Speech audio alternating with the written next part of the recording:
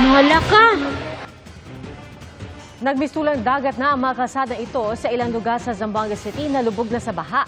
Sa barangay Kabatangan, halos nagpasliig na ang baha at makikita ang lalaking yan na tila nilalangoy ang kalsada para makatawid lang. Ganyan din ang sitwasyon sa barangay San Roque na wala raw humpay ang pagulan mula pa kaninang umaga.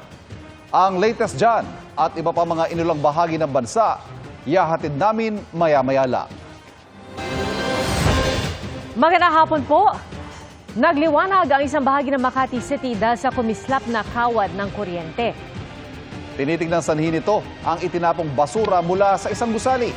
Nakatutok si Jomer Apresto. Makikita ang pagkislap at pagliyab mula sa poste ng kuryente sa bahaging ito ng Kalayaan Avenue sa Makati City mag-aalas 8 kagabi. Napatigil ang mga motorista habang nagliliyab ang linya ng kuryente. Matapos yan, nagkalat ang mga nadurog na debris ng porcelain insulator na galing sa nagliyab na poste. Ayon sa saksi na nakapwesto ilang metro mula sa poste, nagtitinda po ako ng siomay, tapos yun, bigla na lang po sumabog ng napakalakas yun. Takbuhan na lang po kami. Nanginginig din po ako kanina eh. Pagbalik po namin dito kanina, puro basura na po dyan. agad kinordon at isinara sa mga motorista ang lugar. Ayon sa pulisya, isang magkaangkas ang bahagyang nasugatan sa insidente. Ang unang bato sa amin, sir, transformer daw ang sumabog, ang pumutok. According to the BFP, sir, na nagresponde, ang sabi is, upon checking sa kable ng wire, sir, is sabi nila luma na daw, sir, or worn out na daw, sir, yung kable ng kuryente. Ang nakikitang sanhi nito ay ang plastic ng basura sa high tension wire ng kalapit na poste na naging dahilan para mag-trip ang linya ng kuryente. Ang talagang pinanggalingan lang nito sa pananaw namin at sa initial na investigasyon namin ay yung basura na tinapon mula dun sa condominium unit. No? Yun ang punot dulo ng problema. Hindi po yung worn out na sinasabi dahil wala naman ho kaming facility na worn out. Sabi ng Meralco, tumagal ng 7 oras ang pagkukumpuni bago na ibalik ang supply ng kuryente sa lugar sa mga naapektuhang residente at establishmento sa barangay poblasyon. Inaalam pa nila kung ilang bahay at establishmento ang apektado. Sabi pa ng pulisya, bineberipika pa nila ang impormasyon kaugnay sa tao na posibleng naghulog ng basura papunta sa high tension wire. Pag meron tayong napatunayan, sir, na taong nagbato ng basura, the same time we will file appropriate criminal charges against them. Para sa GMA Integrated News, Jomer Apresto, nakatutok 24 oras. Kilo-kilo pang mga umano'y shabu na pinalutang sa dagat ang nasamsam sa pagsuyod sa iba't ibang baybayin sa Pangasinan. At ang kabuang halaga ng mga nalambat na droga ayon sa PIDEA, halos 4 na bilyong piso. Nakatutok si Jonathan Andal. Napasugod sa dagat ng Pangasinan ng mga taga-Philippine Coast Guard. Pagbalik nila sa pier, bit-bit na nila ang mga puting sako na ito na palutang-lutang daw sa tubig. Nang buksan, mga shabu pala na isinilid sa pakete ng durian at tsaa. Galing po kami sa sir, sa Payaw. Nakita po kami sako na nakalutang. Nakakuha po kami ng isa tapos tuloy-tuloy na po namin nakita na may nakalutang pa sa dagat. Okay, narga namin. Tapos binuksan namin sir kung ano yung laman, kala namin durian. Tapos laman pala sir, may yung kristal. Kung bakit nasa dagat, probably these drug syndicates were trying to pierce our porous seaports. So they were trying to smuggle these dangerous drugs through our sea based on the packaging. Most likely this came from the Golden Triangle area. Yan yung Myanmar, Thailand, and Laos. As to the group, we're still investigating kung sino. Kasi walang lumitaw na kukuha dun eh. Sabi ng PIDEA, ito na ang pinakamalaking halaga ng droga na nakuha sa dagat ng Pilipinas. Umaabot na kasi ito ngayon sa 588 kilos na nagkakahalaga ng halos 4 na bilyong piso. Nasabat ang mga ito sa 2 araw na pagsuyod ng mga otoridad sa dagat na sakop ng Agno, Bani at Bolinao sa Pangasinan mula noong Huwebes sa tulong na rin ng mga mangingisda roon. Pero hindi pa raw tapos ang paggalugad nila.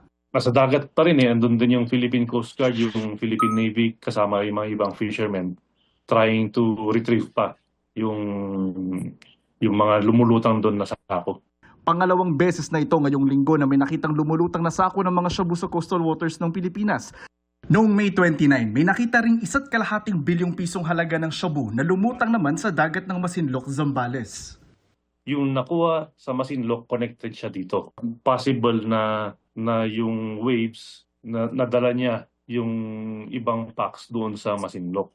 Sabi ng PIDEA, sisirain agad ang mga nakuhang shabu bago matapos ang Hunyo. Bibigyan daw nila ng pabuya ang mga nagtimbre na mangingisda. Ang Coast Guard na una nang nagbigay ng parangal sa mga mangingisda sa Bataan. So, pinarangalan natin sila to say thank you. Na we recognize na yung taong bayan ay mayroong malaking role na gagampanan sa law enforcement activities natin. Para sa GMA Integrated News, Jonathan Andal, nakatutok, 24 oras. Bistado ng NBI sa isang resort sa Bulacan ang swimming party na pambubugaw pala. Nasagip ang 11 babae kabilang 3 menor de edad. Nakatutok si John Consulta. Aakalain mong simpleng swimming party lang ang nagaganap sa private resort na ito sa Marilao, Bulacan. Sa isang gilid, magkakasama ang mga babae na pawang mga Pinay at mga lalaki kabilang ang mga dayuhan. Pero ayon sa NBI, front lang umano ito sa pambubugaw. Pero hindi alam ng mga umano'y bugaw. Ang mga kasama nilang parokyano ay NBI agents at mga banyagang undercover na nagpapanggap na customer. Nang magkaabutan na ng pera, sa NBI kami, lumusog na ang mga tauhan ng NBI Organized and Transnational Crime Division. Agad na aresto ang 2 suspect. karapatan na manahimik. Ang mga sabihin mo, pwede nagiging babalik sa Nasagip sa operasyon ang 11 babae, kabilang ang 3 menor de edad na nasa custody na ng DSWD sa Marilao. Ayon sa NBI, ang entrapment ay kasunod ng sumbong ng isang NGO para masagip ang mga biktima na ibinubugaw sa halagang 3,000 hanggang 5,000 pesos. Dinadala nila ito sa resort para kunyari yung mga bata kahit makita doon ay parang nag-outing lang at doon mamimili at doon na rin gagawin yung sexual activities. Kadalasan, mga parokyano nila ay foreign nationals. Ang iba naman ay locals. Bukod sa pambubugaw, inire-record pa raw ang mga pang-abuso at malaswang aktibidad para ikalat online. Bibidyohan, kukunan ng litrato at ikakalat ito. So yung ibinayad nilang between 3,000 to 5,000 pesos ay mababawi nila doon sa pagkalat ng sexual material na kinuha nila during the engagement. Naharap ang 2 suspect sa mga reklamong qualified human trafficking na walang piyansa at paglabag sa Cybercrime Prevention Act. Sinusubukan pa namin makuha ang panig ng mga naresto na ayon sa NBI ay nakakulong na sa Bilibid. Sige, labas mo na kayo. Para sa GMA Integrated News, John Consulta, nakatutok, 24 oras. Panibagong oil price hike ang nakaambas sa mga motorista sa susunod na linggo. At sa tansya ng kumpanyang Unioil, 70 hanggang 90 sentimo ang posibleng dagdag sa kada liter ng diesel at 30 hanggang 50 sentimo naman sa gasolina. Naunang sinabi ng Oil Industry Management Bureau ng Energy Department, nakabilang sa dahilan ng pagtaas ng presyo ay ang tensyon sa pagitan ng Russia at ng Ukraine, ang agam-agam sa supply sa Canada na dulot ng wildfires, at posibleng bawas sa inventaryo ng langis sa Amerika.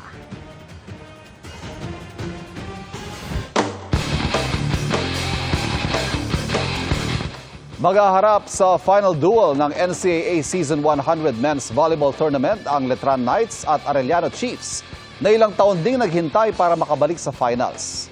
Nakatutok si Martin Javier. Battle of the Underdogs. Yan ang tema ng finals ng NCAA Season 100 Men's Volleyball Tournament. Ang Letran Knights, pinataob ang number 1 team na Benilde Blazers. Habang ang Arellano Chiefs, tinalo ang number 2 seed na Mapua Cardinals. Ito ang unang beses na nakapasok ang Letran sa finals matapos ang 15 taon. Sobrang saya kasi 15 years namin inintay ito. Yung last championship namin is 2009. And papasalamat ako dahil nakabalik kami sa finals this season 100.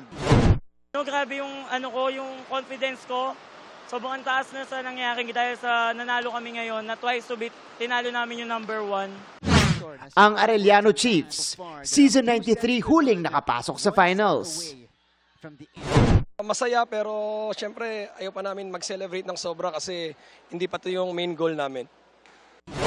Sobrang saya po na may mangyak-ngyak po kasi po nung season 98 po, finals din po dapat kami kaso natalo po kami semis and then ganun din po nung 99. Kaya ngayon po sobrang saya po namin. Mapapanood ang Game 1 ng NCAA Season 100 Men's Volleyball Finals bukas June 8, 12 noon sa PhilOil Center sa San Juan City. At live ding matututukan sa GTV at Heart of Asia. May live stream din sa social media pages ng NCAA Philippines at GMA Sports PH. Para sa GMA Integrated News, ako si Martin Javier. Nakatutok 24 oras.